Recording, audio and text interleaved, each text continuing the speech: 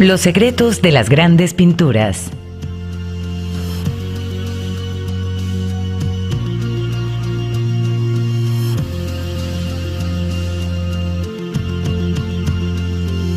El taller del pintor, 1855, Gustave Courbet.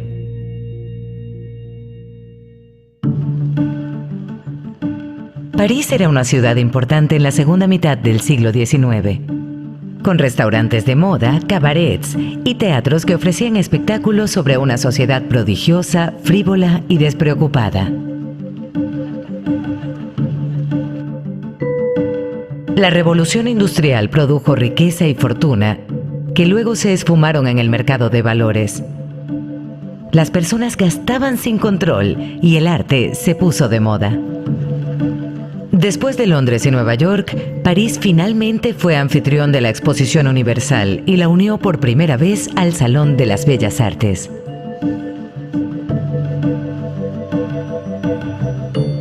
En la noche de apertura, el 15 de mayo de 1855, todos hablaban de Gustave Courbet. Si bien se exhibieron varias de sus obras, el lienzo que había pintado especialmente para el salón fue rechazado por los jueces.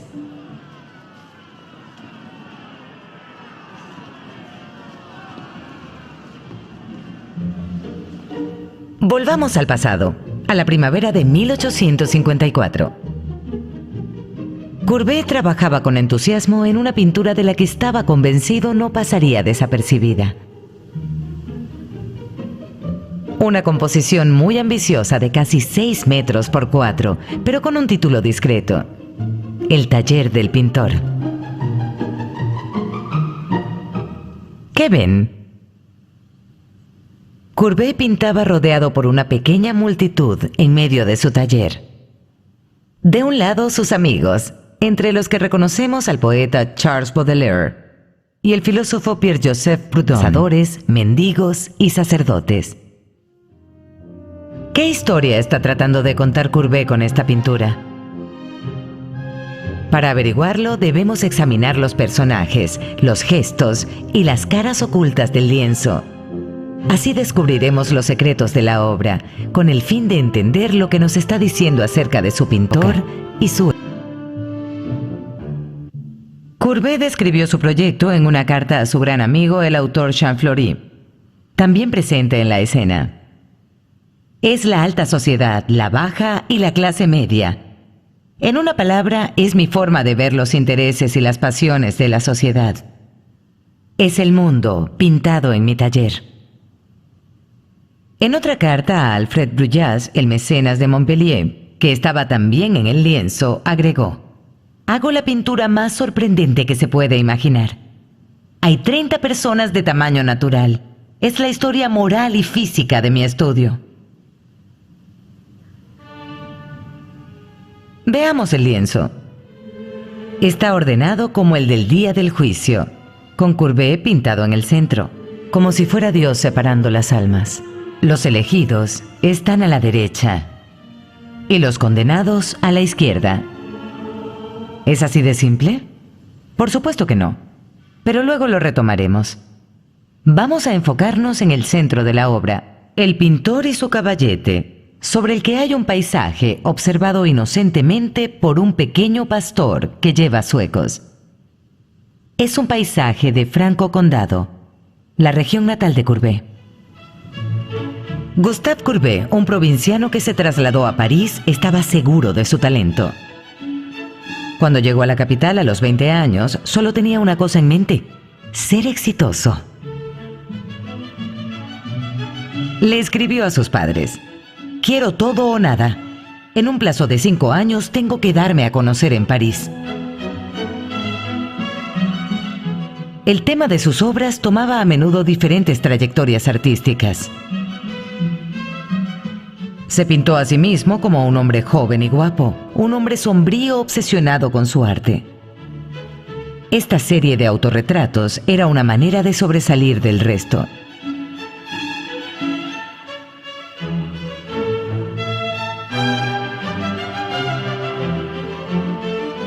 Este nativo de Ornán, nacido en 1819 en una familia de un rico terrateniente, apoyó las ideas socialistas de intelectuales progresistas. En pocos años, el hombre joven y guapo, romántico e idealista de sus inicios, se había convertido en una especie de potentado en rebelión, un adicto al trabajo que, sin embargo, amaba las fiestas, el alcohol y las mujeres. En 1855, pese a las críticas del mundo del arte por sus excesos y egocentrismo, Courbet se burlaba. Todo París estaba hablando de él, bien o mal. Eso no importaba.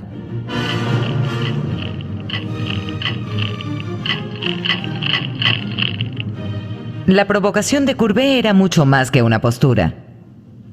Era autodidacta. Y a pesar de su afición por los artistas clásicos y románticos que le precedieron, no se resistió a romper las reglas de la pintura académica. En 1850, con su pintura Un entierro en Ornán, se convirtió en el famoso jerarca de los géneros al representar una escena común de pueblo como un evento histórico y épico. Sacrilegio.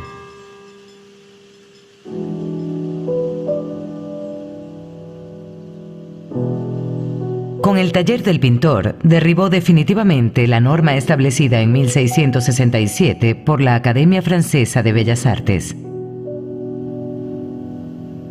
¿Cuál es la jerarquía de los géneros?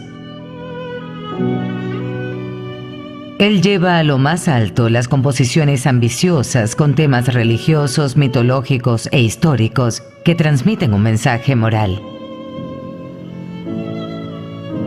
Aquí todos los géneros se incluyen. Primero, el más noble, la pintura religiosa, no solo con la composición del Día del Juicio, como lo mencionamos anteriormente, sino también con el extraño descenso de la cruz.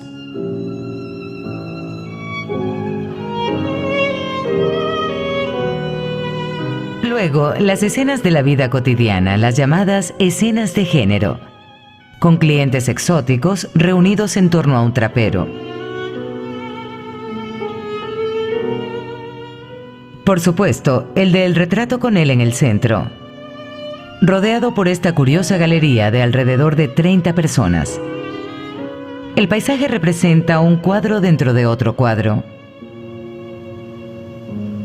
Después, el desnudo en el centro, un guiño a la pintura clásica o alegórica. Sin olvidar la pintura animal, un magnífico gato blanco.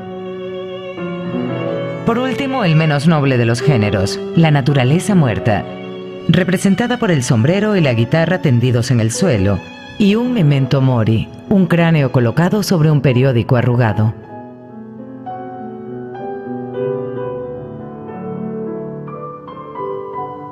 Al elegir pintar una obra de gran tamaño, Courbet elevó el taller del pintor al nivel de una pintura histórica. Y como si eso no fuera suficiente, agregó un título secundario, una alegoría real que resume 7 años de mi vida artística y moral. Por lo tanto, Courbet utiliza el principio de la alegoría para mostrar no una idea abstracta, sino una visión formada directamente de su propia vida. Pero, ¿cuáles son esos 7 años que Courbet menciona?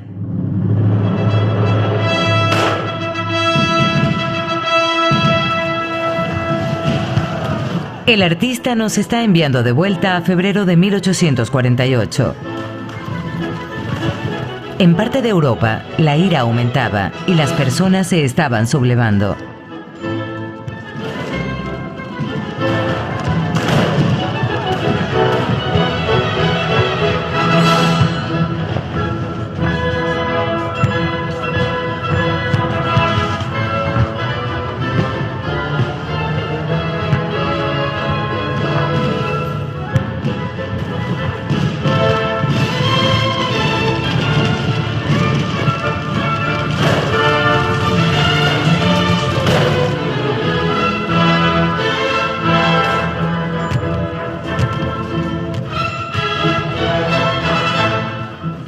En Francia hubo una revolución.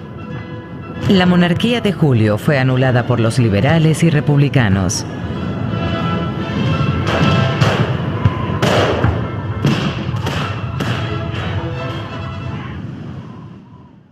se estableció un gobierno provisional y se proclamó la Segunda República.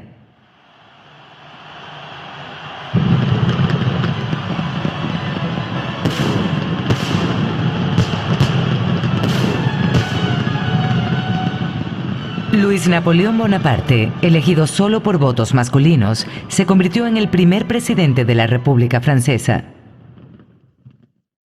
Courbet y sus amigos creían en la naciente república. El artista comenzó a trabajar en una pintura, Bomberos corriendo hacia un incendio, inspirada en la Ronda de Noche de Rembrandt, en la que interpreta a Luis Napoleón Bonaparte como un bombero capitán salvando a las personas. Pero la obra quedó incompleta. El 2 de diciembre de 1851, casi 50 años después, Luis Napoleón Bonaparte se proclamó emperador de Francia bajo el nombre de Napoleón III y estableció un régimen autoritario. El golpe de Estado fue visto como una traición.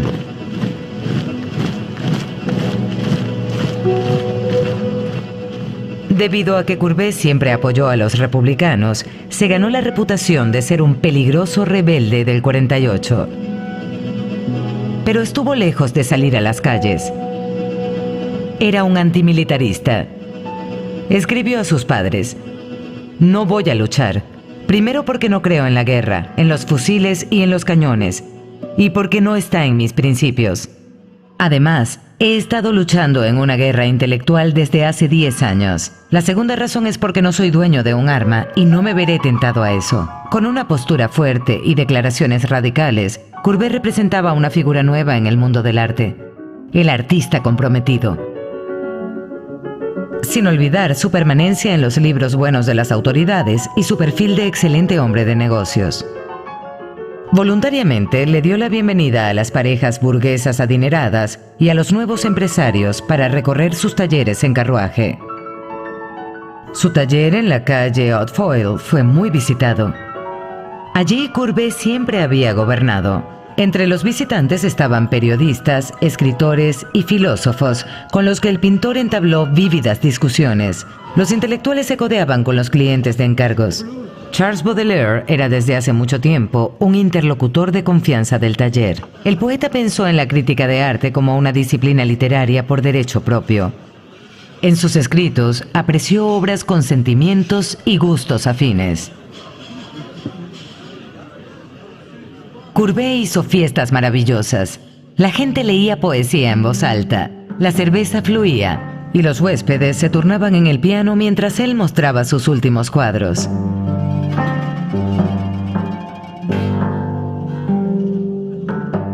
Le arrebataban sus retratos, se volvieron muy populares.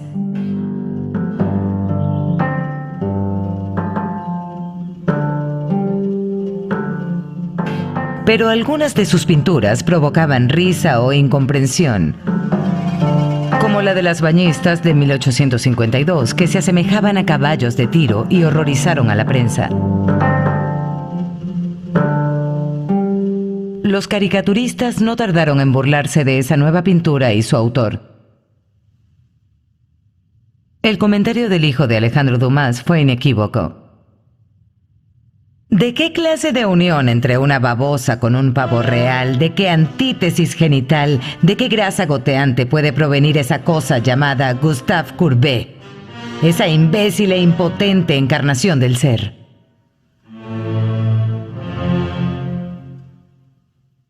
El escritor Maupassant acusó a Courbet de pintar de una manera obscena y sucia. Es injusto porque Courbet también pintó como Rafael, para mostrar texturas delicadas.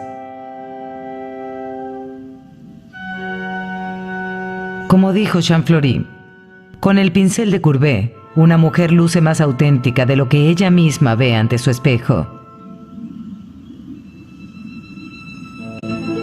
Courbet siempre buscó algo distinto. Trabajaba con una energía salvaje y se preocupaba poco por lo que se consideraba adecuado. Como dijo el pintor Alexandre Duchamp, él pintaba con un pincel, un cuchillo, un paño, incluso con el pulgar. Cualquier cosa servía. Entre el clásico Ingres y el romántico Delacroix, Courbet revolucionó la pintura mediante la elaboración de una tercera vía, el realismo. Como él mismo lo dijo, insisto, la pintura es un arte esencialmente concreto y solo puede consistir en la reproducción de las cosas que realmente existen. Un objeto abstracto, no visible, no existe. No tiene lugar en la pintura. Pero Courbet se negó a ser abanderado. Como siempre, su propia libertad era la prioridad. Me han colocado la etiqueta de realista de la misma forma que los hombres de 1830 fueron etiquetados como románticos. Las etiquetas nunca han dado una idea clara de las cosas. He estudiado el arte de los antiguos y de los modernos, fuera del sistema y sin prejuicios. Hay que aprender con un fin. Eso es lo que creo. Poder traducir costumbres, las ideas, el aspecto de mi época, según mi apreciación, para ser no solo un pintor, sino para crear arte vivo en una palabra, como un hombre. Ese es mi objetivo. Volvamos a 1855. Se acerca la apertura del salón. Courbet tiene la presión del tiempo.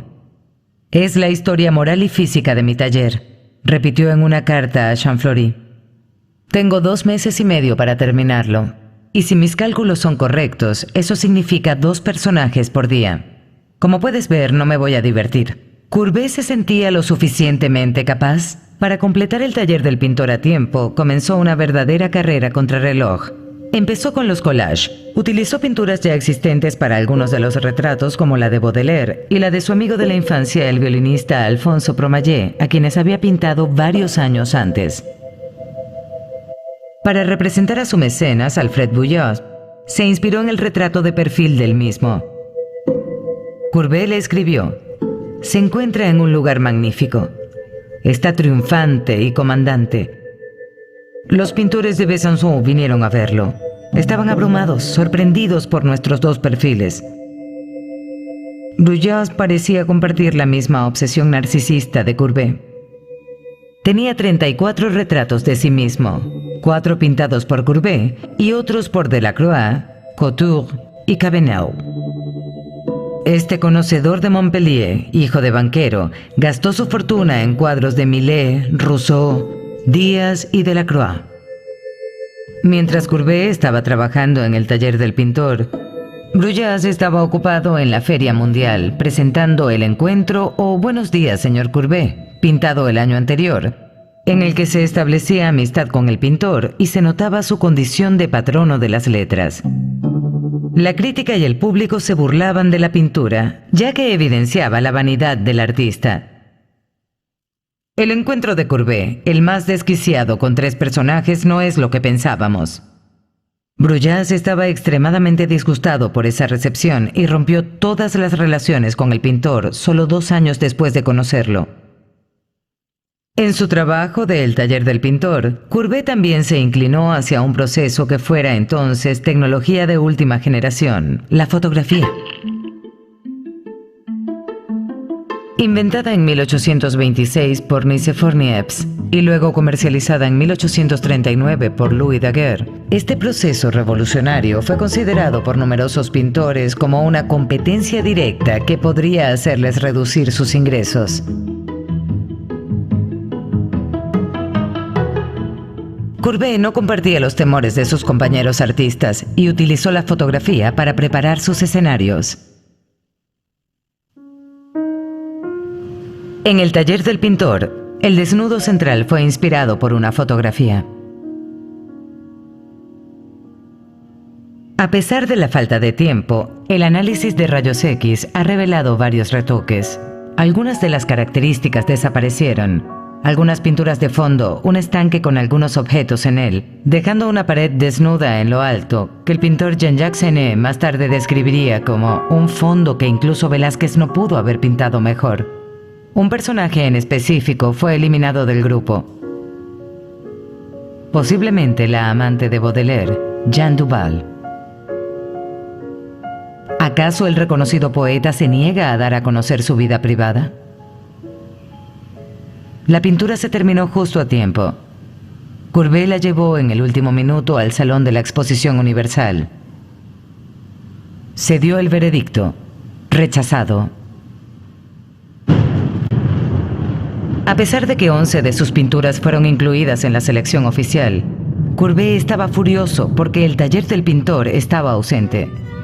Decidió insistir, así que llamó a su antiguo mecenas Bruyas para tener su propio pabellón, pero fue en vano. Por eso lo construyó a sus expensas y lo llamó el Pabellón del Realismo. Así presentó 40 de sus pinturas. ¿Pero por qué rechazaron su trabajo? Las cualidades de la pintura fueron ampliamente reconocidas y Eugène Delacroix así lo testificó. Fui a ver la exposición de Courbet, la que él redujo a 10 centavos. Me quedé allí solo durante casi una hora y descubrí que la pintura rechazada era una obra maestra. No podía dejar de mirarla. El salón había rechazado una de las obras más originales de nuestro tiempo. No sabemos la verdadera razón del rechazo. Los 11 trabajos aceptados de Courbet ya ocupaban un lugar importante en la exposición oficial. ¿Acaso el taller del pintor simplemente era demasiado grande? ¿O los dignos miembros del jurado vieron la pintura como una protesta contra Napoleón III? Demasiadas personas non grata están representados en ella. Courbet pintó a fervientes republicanos opuestos al régimen, empezando por su amigo pensador socialista, Pierre-Joseph Proudhon, quien después de la Revolución de 1848 comenzó una carrera en la política. Elegido en el Parlamento, exigió, entre otras cosas, la creación de un banco nacional capaz de centralizar y regular las finanzas y de distribuir de manera más justa la riqueza. Afirmó que la propiedad de los medios de producción estaba permitiendo que los capitalistas robaran a los trabajadores el fruto de su trabajo, y lo resumió con una expresión lapidaria: la expropiación es un robo. Él acusó a la prensa de ser un cementerio de ideas. Una afirmación que Courbet recuerda pintando un cráneo sobre una edición arrugada del Journal de Debat. Después de su muerte en 1865, la doctrina de Proudhon se extendió por toda Europa, influyendo primero en Karl Marx y luego en todos los nuevos movimientos socialistas. Courbet coloca a Proudhon a su derecha, junto con todos los accionistas activistas, amigos, trabajadores y amantes del arte. Ahora, ¿qué sucede entonces con los que están a la izquierda?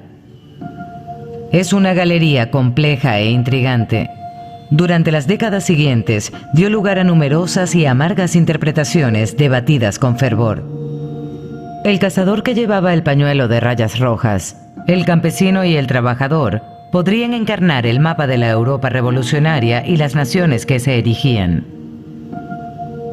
El judío que sostiene una caja, el cura, el empleado de la funeraria y el trapero podían ocultar las figuras del Segundo Imperio representadas con el ojo crítico del artista.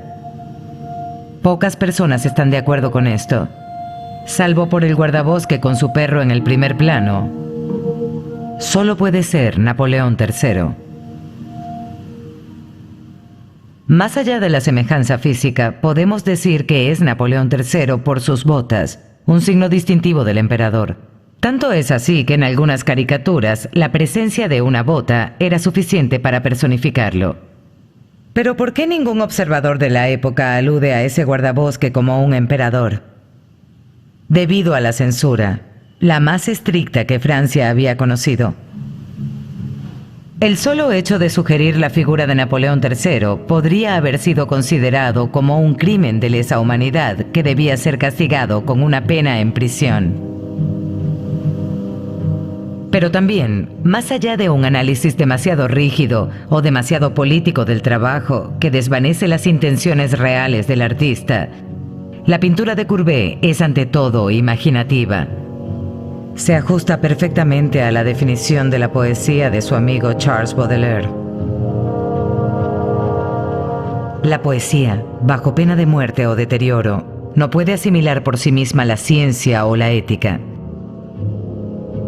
Ella no tiene por objeto la verdad, ella solo es ella misma. A pesar de toda la crítica del taller del pintor, no queda ninguna duda de que la obra en sí misma aún conserva su misterio y contradicciones. Como dijo Courbet, es bastante misteriosa. Adivinen lo que quieran.